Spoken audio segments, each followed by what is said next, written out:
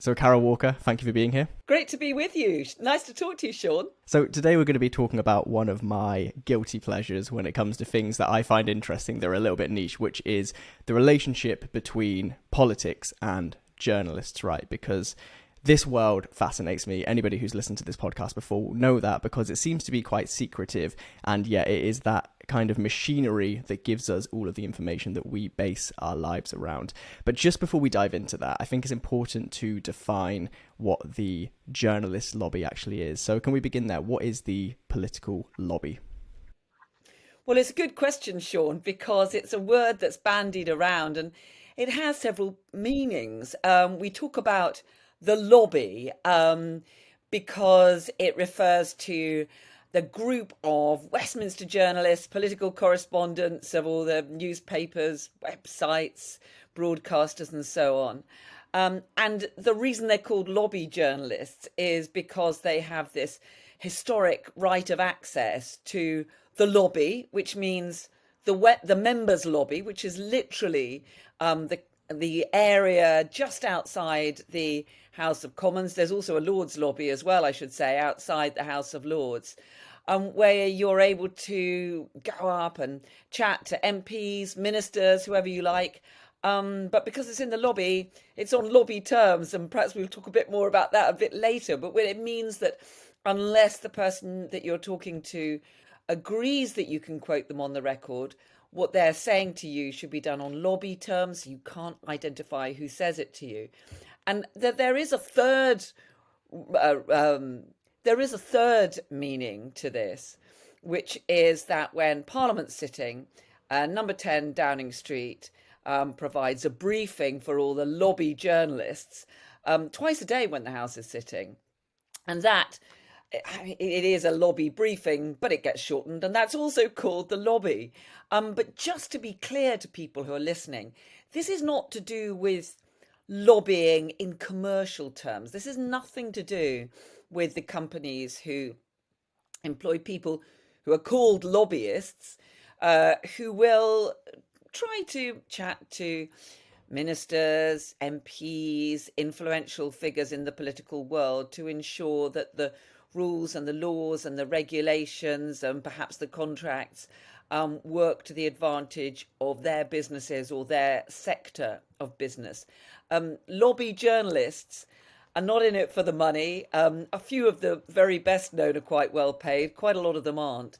They're in it to get stories, the stories that you read and see and hear right across our media. Let's go back briefly for a moment, because I know that there was a time before the lobby existed, right? And if I remember correctly, you say that the purpose of the lobby existing in the first place was to keep members of the public out of the Palace of Westminster. People used to be able to walk in and just corner an MP. Is that correct? Where did the necessity for this lobby come from?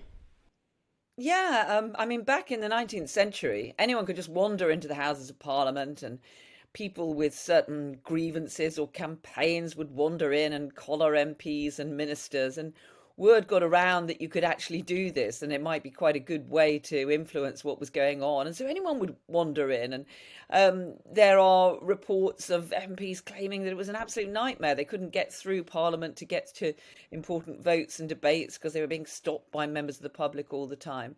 And originally the authorities, this is back in the 19th century, tried to ban everyone from certain areas of Parliament. And then the Westminster journalists, who in those days, of course, were just representing a handful of newspapers, said, well, look, it's impossible for us to do our job unless we're able to get into Westminster, unless we're able to speak to people, unless we are able to properly report on what's going on. And so the Sergeant at Arms, who's still in charge of Commons and Lords security and procedures, decided that certain tickets should be issued. And that would give those journalists who get them the right to come into Parliament, to talk to MPs, to talk to ministers. And that really was the start of the lobby pass, which is now a little bit of brown plastic laminate, which is a kind of VIP access all areas pass that gets you into all kinds of the parliamentary estate that are otherwise barred to, apart from parliamentarians and their staff. So it seems like the lobby was born out of pragmatism. There was quite a clear transactional relationship between journalists and politicians to get stories out there, to hold the government accountable, whatever it might be. And yet, looking from the outside in today, it seems to be a little bit, perhaps murkier, if I can use that word, a little bit more secretive. So what is the contemporary purpose of the lobby, in your opinion, today? Sean, it's a lot less secretive than it used to be. I mean, I've looked through the old lobby rule book, and even back in the early 1980s, these rules were still in place that said that the lobby briefings from the number 10 press spokesperson are secret, that you, as someone who attends them, should not discuss them when you might be in the earshot of somebody who might be able to hear what you're saying. You certainly can't report directly on what you have been told. I talked to a wonderful former political editor of the Press Association, who was an absolute doyen of the lobby, and he said that when he joined back in the 1970s, he was told that he shouldn't even tell his wife that he'd been to a lobby briefing. He said it was like joining MI5. You know, you weren't allowed to talk about your work outside. You used to have obscure notices would appear on the notice board of the area in Parliament where journalists work, which is known as the Burma Road, which would talk about blue mantle or red mantle. And blue mantle would mean a briefing from the Conservative side, red mantle from the Labour side. And you literally weren't allowed to talk about it. Now, you will frequently hear, and when I worked at the BBC as a political correspondent, I would often rush from the number 10 lobby briefing, go on air and say, well, the number 10 press spokesperson has just said that, the Prime Minister has decided he's going to change this rule, he's going to change that law, he's going to lift this regulation or whatever. And the great thing about those lobby briefings is, yes, they are an opportunity for the spokesperson, for whoever is the Prime Minister of the day, to put across the messages, the information, and the detail and the tone that they want to put across. But it's also an opportunity for all the journalists assembled, and you've got a room full of some of the top political journalists in the country, and it's an opportunity for them to question somebody who is very, very close to the Prime Minister, to the most powerful person in the land, and to pick them up on what they say, and to question what they say, and to question how certain ideas might actually work. And you get this almost like a tag approach, where one journalist will start off with a question or two, and then the spokesperson will move on to somebody else who'll pick up the point. Well, can I just pick you up on what you've just said? So it is, there is an element of jousting that goes on with number 10 trying to put across their message, and the journalists basically trying to get a good story. So I'm sure this is something that we all saw during the coronavirus press briefing, what you just spoke of there, how journalists will almost work in packs to really drill down on a story, to get out the detail and to make sure that the public are being informed. But something that has always mystified me is where these political news stories actually begin life. And this might seem like quite an abstract question, but to somebody like me, I switch on the 6 o'clock news, or I see a front page as I'm walking on a forecourt at a petrol station, or I might see a tweet. And by time that has reached me, it is a fully formed story. There's a narrative, there are quotes, there's a minister saying this, it's fully formed. But before it reaches me, it has, of course, gone through lots of different people and lots of different desks. Who decides, and how is it decided whether a story does or doesn't have legs? Let me just say, I will answer that point, of course, Sean. But let me just say that during the pandemic, yes, of course, many, many people tuned in and watched those televised news conferences. If you watched those, you would have the Prime Minister or a senior minister, the scientific advisors, and they would take one or two questions from a few journalists, maybe 6, 7, 8 journalists. But very often what you will find is that you got some limited phrases and answers, often the same answer to a whole series of different questions. And throughout that time when you had those on the record televised briefings, the lobby briefings for Westminster journalists continued alongside them. Now, they're not on camera. There was a move at one stage to put them on camera, but that eventually got ditched. And again, we can talk about that later if you want. But those lobby briefings went on during the worst of the pandemic. They had to happen online instead of in person. But people were able to ask for details, to when the spokesperson would say, well, there's no problem with PPE deliveries, journalists were able to say, well, hang on a second.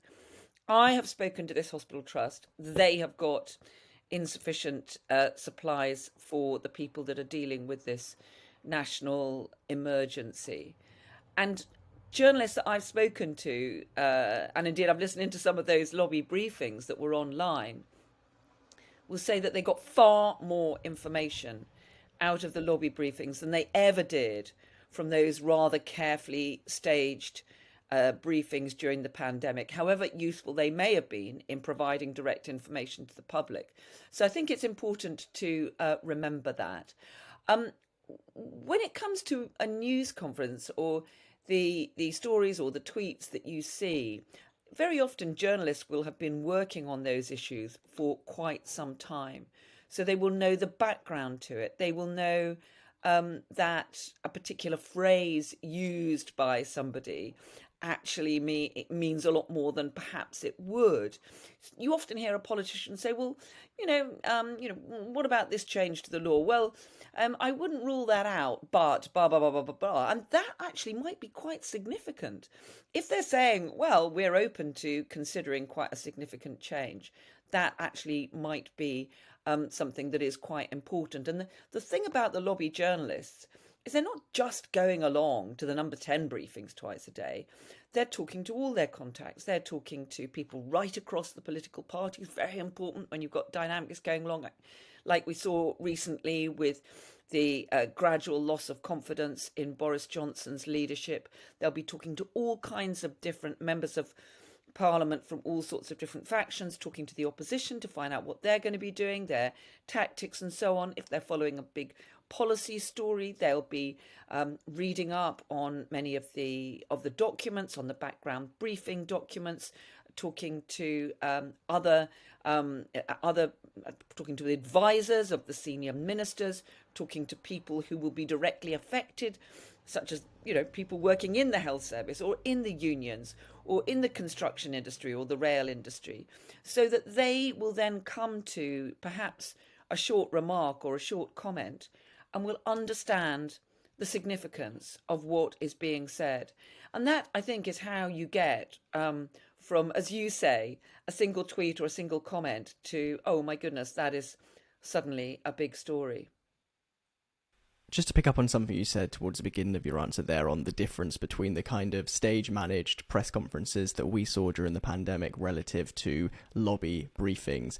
You spoke at the beginning of the conversation about lobby terms and the kind of somewhat anonymity that is applied to information given under lobby terms.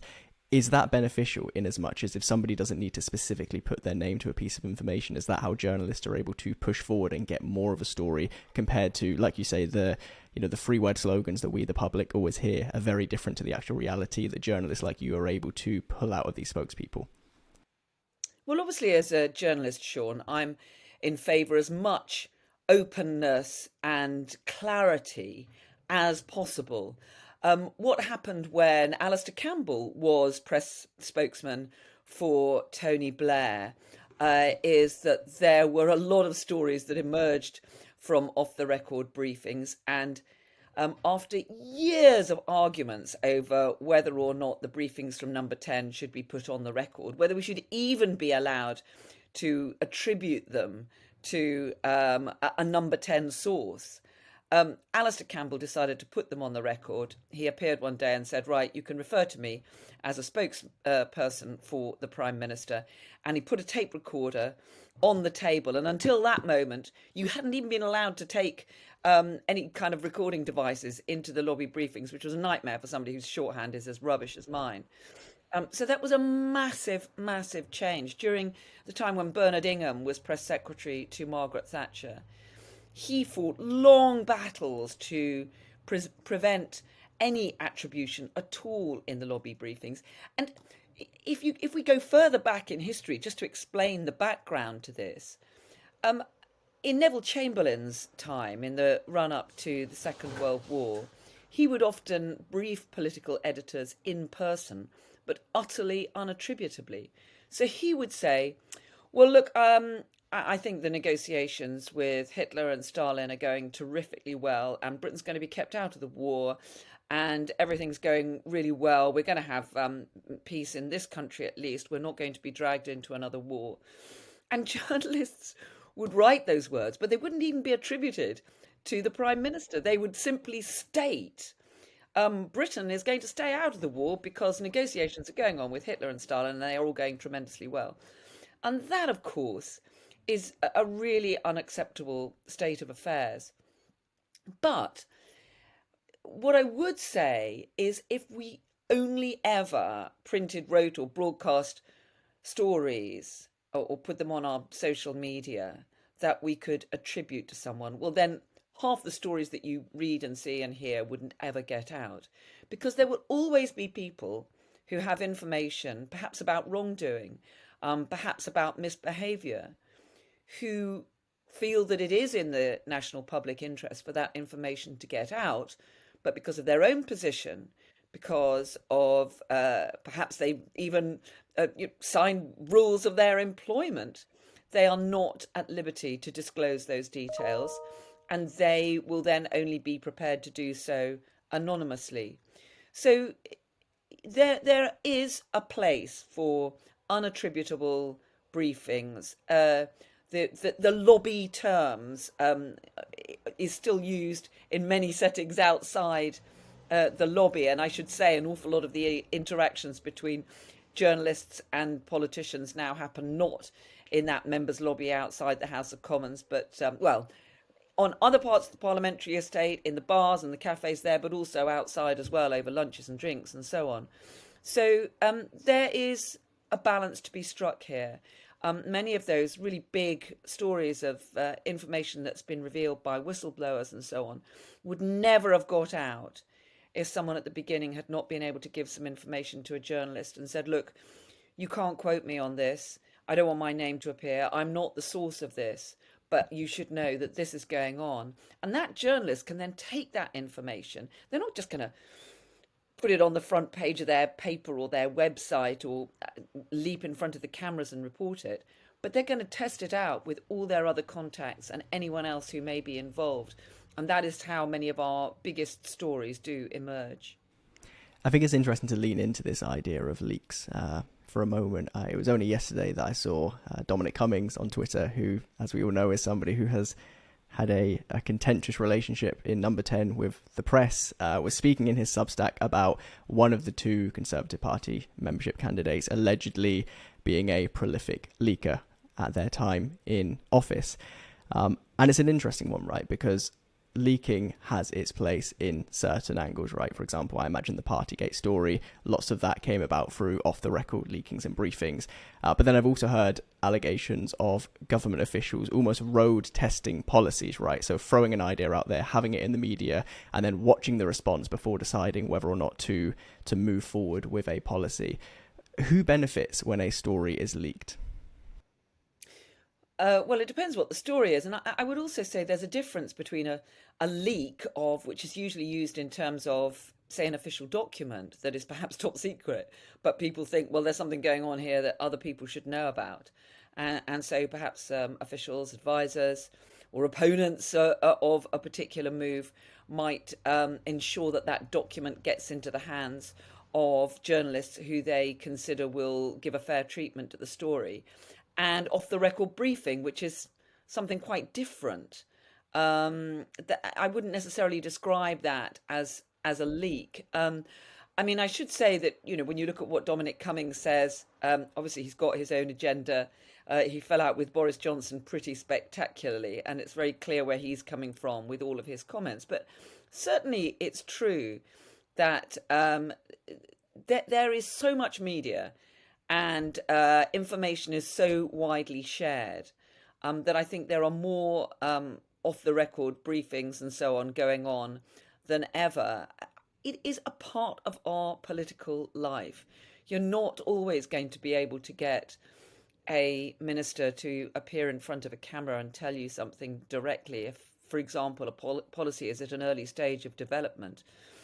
But you may well have, and this has been going on for years and years, an advisor briefing an outlook that they consider, that they think will give a favourable slant to the story, briefing a particular newspaper while the Department for Education is considering this big change to our education system. And they will sometimes, yes, put that out there to road test an idea, see how it goes, see how it goes down. And that can be one way of doing it. And they might even do that before they launch a more official consultation process, where there will be a formal process for those involved to put in their views on a certain policy change or idea. Now, somebody that we've spoken about already in this conversation is a man who is finding a new lease of life in this world of podcasting with the biggest podcast in the country right now, Alastair Campbell, who I imagine you have had lots of dealings with over the years in these Number 10 lobby briefings. Now, Alastair is painted as quite a fiery character. He may or may not have the thick of it character based on him. We will never know. But somebody like me in the public, that is how we perceive these spokespeople, right? They're quite fiery. They're willing to push back. They're willing to kind of set the agenda in their favour. And therefore, off the record, behind the scenes, when there's not a live camera rolling, when people aren't on their best behaviour, what is it like to really face down a spokesperson like Alastair or any of his contemporaries to really get to the bottom of a story behind closed doors? Well, yeah, I mean, I first met Alastair Campbell when he was working with Tony Blair when he was opposition leader. And I covered Tony Blair's first general election campaign in 1997 when he came to power. And in fact, all three of his election campaigns. So we were on the road with Tony Blair and Alastair Campbell. We weren't, a lot of the time, if I'm honest with you, they were in a separate bus. But certainly I've had many, many, many dealings with him over the years. And he is a forthright character who will tell you what you think. But I do think that the thick of it caricature. His daughter apparently loved the idea that Malcolm Tucker might have been based on her dad and was desperate for that to be the case. I'm sure that there is an element in which Alastair was an inspiration for that character. But that is a comedy caricature. An enormous amount of the time, Alastair Campbell was actually incredibly helpful, useful, and a really, really, really good source because he was very, very close to Tony Blair. He was with him in all the big meetings, in the cabinet meetings, when Tony Blair was meeting world leaders in the run-up to and during the Iraq War and so on. So he was a very, very important source. And when he stepped back from lobby briefings, an awful lot of journalists who'd complained about the fact that he would sometimes lose his temper in a lobby briefing and swear and tell them that they were talking rubbish and that their newspapers were not worth wiping the floor with and so on, were then really, really disappointed and complaining that they weren't going to be getting as accurate a source who would be really in the meetings and could give them as much information about what was going through the Prime Minister's mind.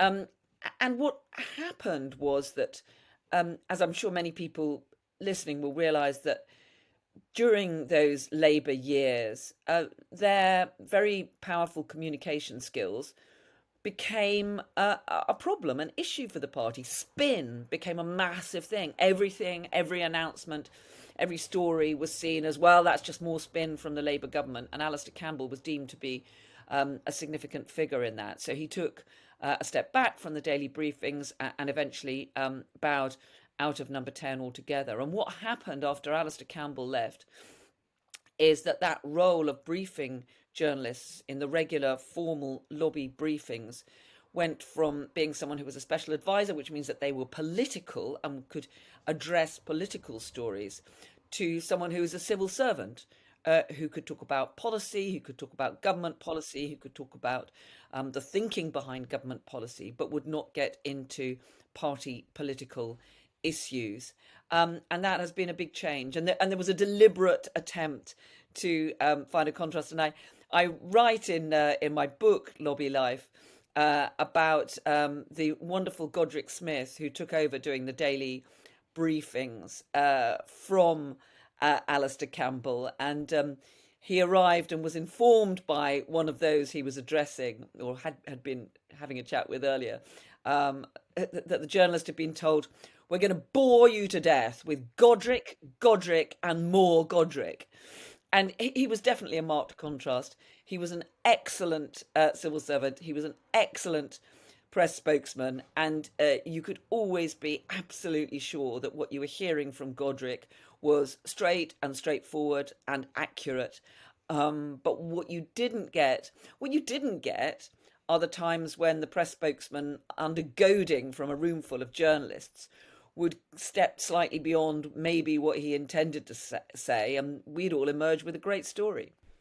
I want to come back to Spin in a minute, but just on this point of kind of big personalities, do you think in this day and age that the theatre of politics is a feature rather than a bug, right? And we only need to look at the last few weeks of the downfall and eventual resignation of Boris Johnson, and then the subsequent Conservative Party leadership contest, that this rolling news coverage where it feels like there is a new story or a new development every hour, how much are those who are briefing the media, trying to get their spin on the story, how much are they aware of the fact that stories need to be gradually fed and there always needs to be a new development to keep that on the first position? Does that make sense? Like, to us as viewers, politics almost seems quite, and I don't use this word too heavily, but quite theatrical. I think politics has always been theatrical. I mean, look at Winston Churchill during the war. I mean, it was all it's a performance. You've got to convince people that you've got the credibility to lead.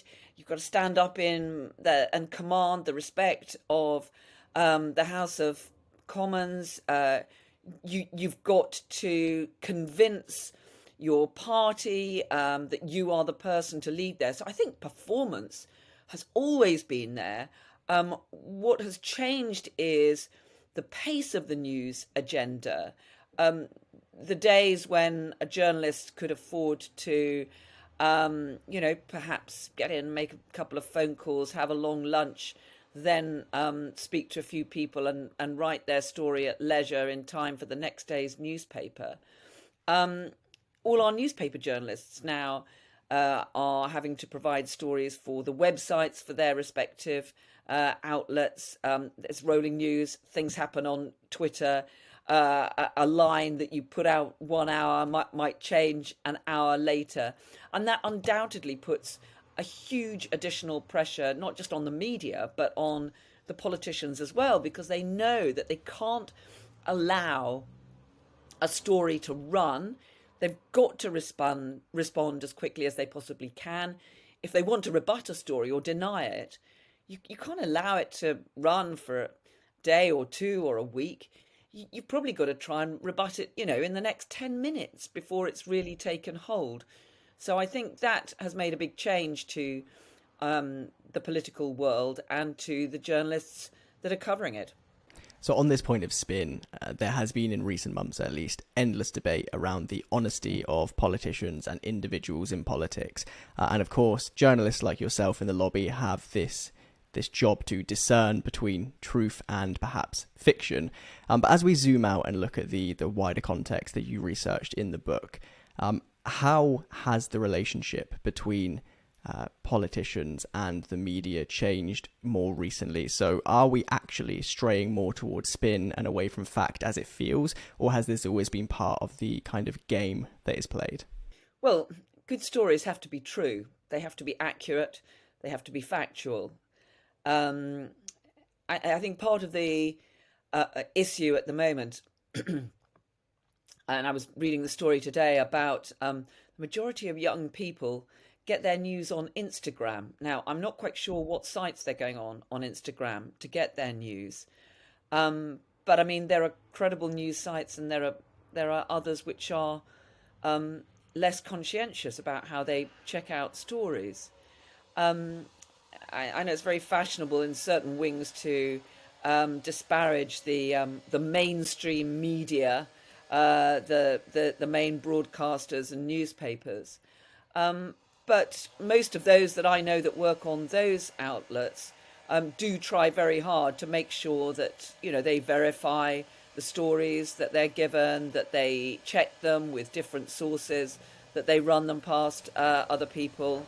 And it is important to be aware of that. And I mean, I worked as a journalist in the BBC for many decades, and there used to be a rule that you couldn't run a story unless you had at least two different sources for it, and you had to be accountable to that. So I think it is harder to discern the truth. I think, in a way, I'm less worried about. You seem to be suggesting that perhaps, standards of journalism have fallen.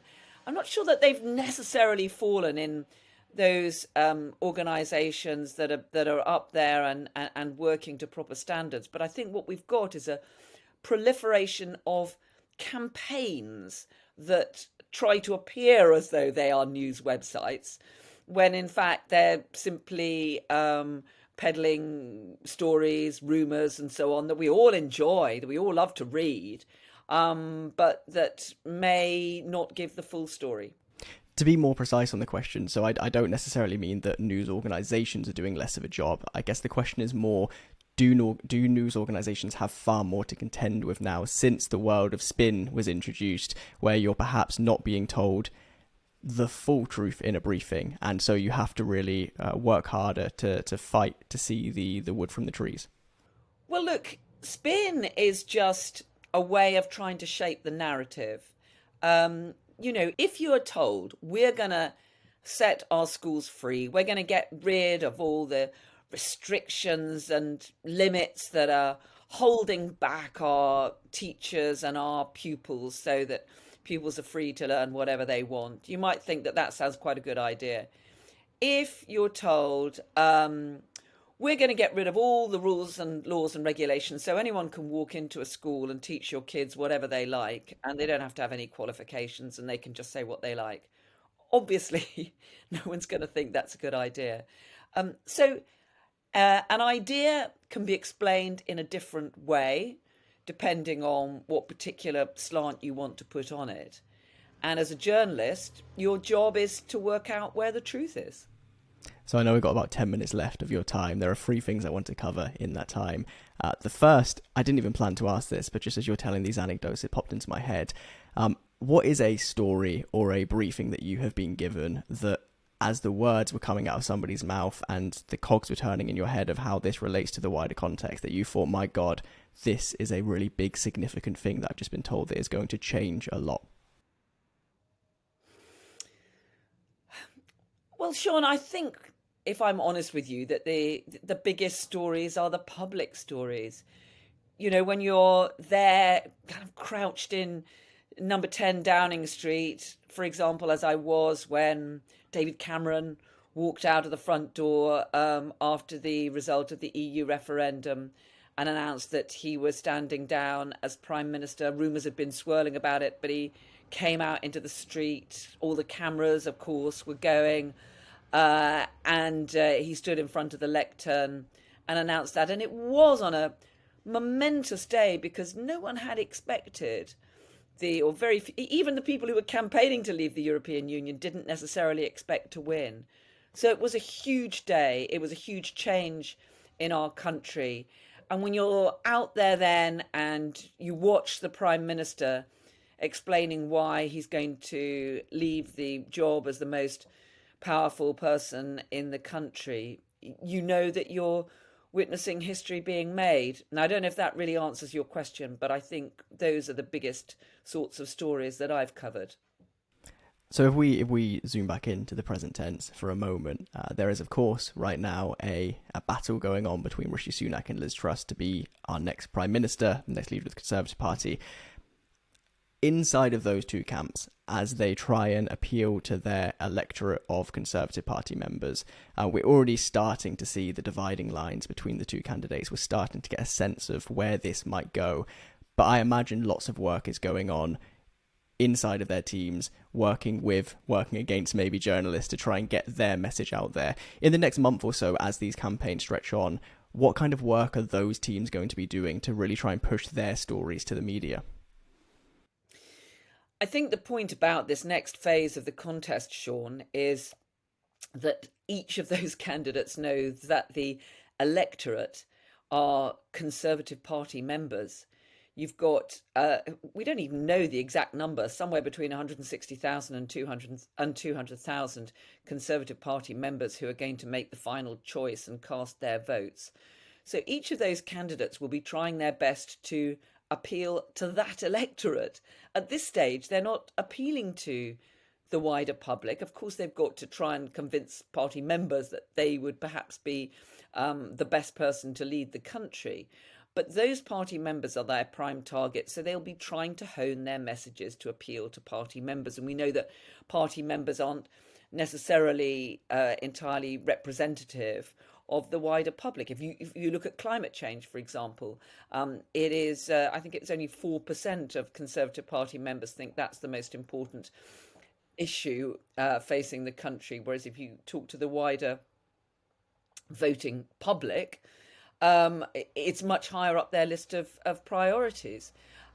So those two candidates will be doing what they at their utmost to win over the party members, and so they'll be looking at some quite traditional bits of media to get their message across in the Daily Telegraph and the Daily Mail, as well as, of course, doing some limited broadcast interviews. But they'll know that those broadcast interviews are a risk. It's much easier if you can write an article for the Daily Telegraph and you can put it all out in your own words without somebody coming back to you and saying, but hang on, this is complete rubbish. Or hang on, you didn't used to think this. Why have you changed your mind? And if you have changed your mind, what else are you going to change your mind on? So I think we're going to see a lot of that in the coming weeks. And I think we will clearly also see often what you get is what we call outriders for the campaigns. They may not be officially sanctioned to do down their opponents, but we've already seen in this contest an awful lot of stories appearing in the media. Penny Mordaunt was a particular focus for a lot of stories about her approach to trans rights, to pregnancy rights and rights of women and so on. And those will also be put out there perhaps a lot more discreetly, almost never in the official words of the candidates themselves. And so those kind of planted stories that are either for or against a certain person or a certain idea within politics, who kind of signs those off? We only need to look a few weeks back at Beergate, and I'm not sure if this number is factual, but Alistair Campbell likes to say over and over that there were 13 Daily Mail front covers in a row, day after day after day, until that story was picked up by the Durham Constabulary, until that story was investigated and so on. What power do tabloid newspapers have to actually sway politics rather than just being a kind of messenger for politicians? They're probably less powerful than they used to be, not least because of what we were talking about before. People get their news from so many different bits of output. The Mirror the Daily Mail, when it came to the Beergate story, was really pushing that story when many other newspapers thought that it wasn't really worth pursuing. Clearly, it went on so long, and it has to be said that the Mail had photographs. It then had different quotes from people who were there, and Labour had to. And the reason it became a story is that the original explanation didn't hold up, and then Labour had to change the story about how many people were there, about whether Angela Rayner was there, about whether certain events had been planned, and so on. And when a party has to change its line, change its explanation, then journalists will realise that there is perhaps more to this than originally meets the eye. So Yeah, the Mail made a lot of running on that. The Mirror made a huge amount of running on the on the Partygate story. Sorry, the Mail made the running on the Sir Keir Starmer Beergate story in Durham. He's now not faced any penalties for that. But the Mirror was certainly at the forefront of breaking an awful lot of those Partygate stories, and they had the pictures. And once you've got that kind of evidence, then that certainly is the makings of a really big story, as it proved.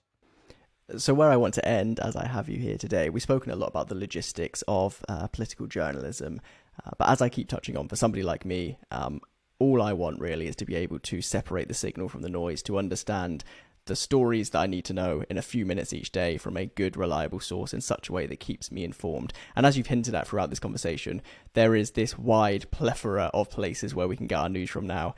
I certainly don't get my news from Instagram, but I know that people do in my age range. What advice would you give, having been in the journalism space for so long now, of when we're looking at a story, when we're looking at a news source, when we're trying to dig into the truth of something that we're being told? How can we as readers, as viewers, make sure that the information we're getting is good and reliable? Well, I could be cheeky and say you can listen to my show on Times Radio.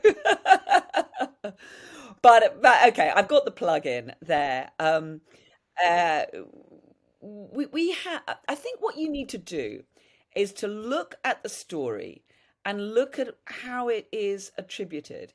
Is it a senior source has told some journalist that you've never heard of before, something that sounds pretty outlandish, and your mate has shared it with you on Instagram and you've got no idea where it originated? I mean, be suspicious. It's a bit like if you're offered you get a great offer coming in on WhatsApp or into your email box. If it looks too good to be true, it probably is, and you're probably being scammed.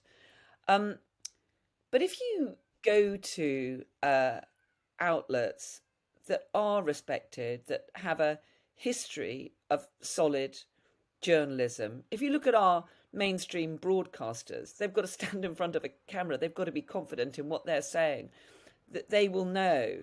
I know at the BBC there was a very, very high bar as to what you would say on air. You had to be pretty confident that if you were challenged, that was absolutely accurate. Because if you weren't prepared to stand by your story, then you really would be in big trouble. So I think you need to look, if you're interested in the news, if you're interested in politics, look at where it's coming from, recognise that different outlets come at stories from a different political perspective. So GB News will clearly be much more sympathetic to a right-wing viewpoint than the Daily Mirror, for example. And learn a bit about those people who are providing your news. And if you've got a quote there in black and white from a cabinet minister, or you've got that cabinet minister in front of a camera saying something, well, then you'll know that is absolutely certainly what they're saying today. If it's some dodgy source on some website that you've never heard of before, well, I'd be a bit suspicious. Amazing. Carole Walker, thank you so much for this. I'm going to make sure that Lobby Life Inside Westminster's Secret Society is linked in the show notes. So too will be your show on Times Radio. Am I right in saying it's Monday to Thursday, 10 till 1? Am I getting the plug right?